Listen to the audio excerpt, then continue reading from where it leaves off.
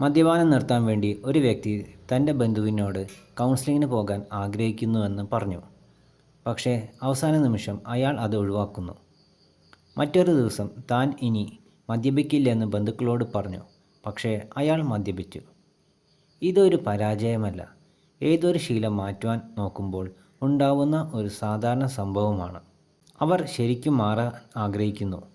എന്നാൽ പ്രവർത്തിക്കേണ്ട സമയമാകുമ്പോൾ ഭയം, ആസക്തി അല്ലെങ്കിൽ വൈകാരിക ആശ്രയത്വം അവരെ പിന്നോട്ട് വലിക്കുന്നു. ഇത് മാറ്റത്തിൻ്റെ വാതിൽക്കൽ നിൽക്കുന്നത് പോലെയാണ്.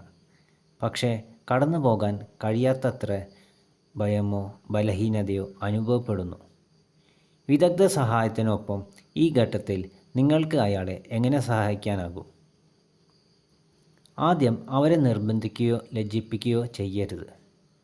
പക്ഷേ സൗമ്യമായി അവരെ ഓർമ്മിപ്പിക്കുക, മികച്ച ചികിത്സയ്ക്ക് നിങ്ങൾ തയ്യാറാകുമ്പോഴെല്ലാം ഞങ്ങൾ ഇവിടെയുണ്ട്.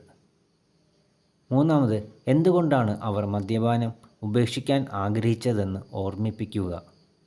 പ്രചോദനം ഉള്ളിൽ നിന്ന് വരുമ്പോൾ അത് കൂടുതൽ ശക്തമാകും. നാലാമത്, പൂർണ്ണമായ മാറ്റം ആവശ്യപ്പെടുന്നതിന് പകരം ചെറിയ വിജയങ്ങൾ കെട്ടിപ്പടുക്കുക. ഇന്ന് മാത്രം അല്ലെങ്കിൽ ഒരു നേരം മദ്യം ഒഴിവാക്കുക. ഇന്ന് മാത്രം ഒരു കൗൺസിലിംഗ് സെഷൻ പങ്കെടുക്കുക. അഞ്ചാമതായി, ചീത്ത കൂട്ടുകെട്ട് ഒഴിവാക്കുക. മാറ്റം ഒരു യാത്രയാണ്, ഒരു നേർരേഖയല്ല. ക്ഷമ, പ്രോത്സാഹനം, സ്നേഹം എന്നിവ അവരെ അവരുടെ വഴി കണ്ടെത്താൻ സഹായിക്കും.